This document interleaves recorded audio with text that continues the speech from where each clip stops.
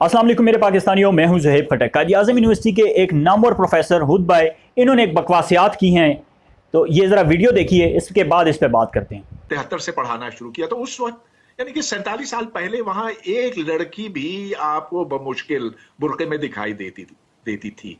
अब तो हिजाब बुर्का आम हो गया है। आपको नॉर्मल लड़की तो शाज और नादिर ही उधर नजर आती है।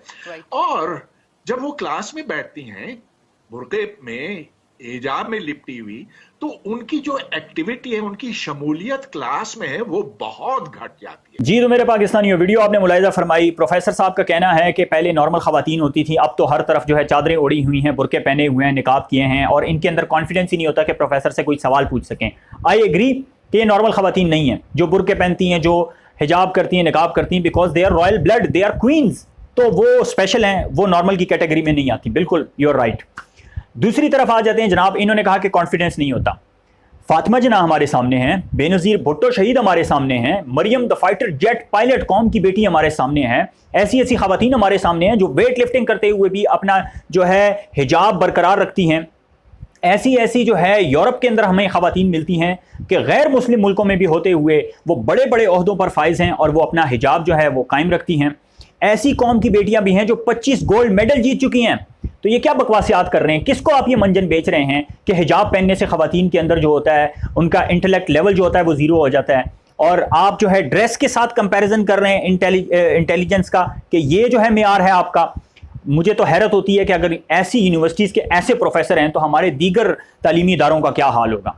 बहरहाल ये इन्होंने पहली दफ़ा ये बकवास नहीं की, इससे पहले भी ये यकसा तालीमी निसाब के ऊपर जब गवर्नमेंट ने कहा कि दुनियावी तालीम के साथ दीनी तालीम भी दी जाएगी, तो उन्होंने ये पॉइंट रेज़ किया कि नहीं जी, ये तो बड़ा जुल्म हो जाएगा, बच्चों के ऊपर बड़ा जहन के ऊपर प्रेशर आ जाएगा, और वो कुरानी आयात तर्जुमे के साथ याद करेंगे तो दुनियावी तालीम भी होगी, दीनी तालीम भी होगी, तो बच्चों के जहन के अंदर इतनी कैपेसिटी नहीं होती। यानी हम दुनिया का हर काम कर सकते हैं, डॉक्टर्स बन सकते हैं, इंजीनियर्स बन सकते हैं, फिजिशियंस बन सकते हैं, हम दुनिया का हर काम कर सकते हैं। नहीं हम कर सकते तो कुरान की चंद आयात हम जो है वो याद नहीं कर सकते तर्जुमे के साथ। ये इनका इंटेलेक्ट लेवल है, और ये पहली दफ़ा नहीं हो रहा।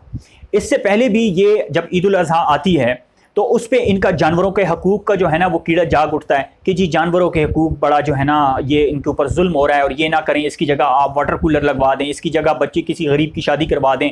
खुद 1.5-2 लाख का आईफोन ख़रीद रखा होगा, उससे नहीं गरीब की बच्ची की शादी करानी।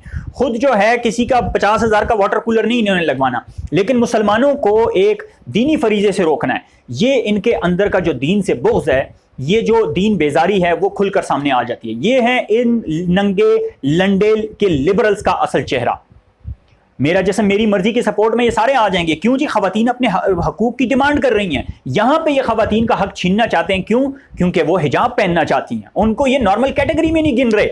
ये इनका आलम है, शर्म से डूब मरने का मकाम है। इस्लामी जमहूरिया पाकिस्तान के अंदर होते हुए आप किसी गवर्नमेंट के खिलाफ नहीं बात कर रहे, आप अल्लाह के अहकाम खुदाबंदी के खिलाफ बात कर रहे हैं। डूब मरने का मकाम है आपके लिए।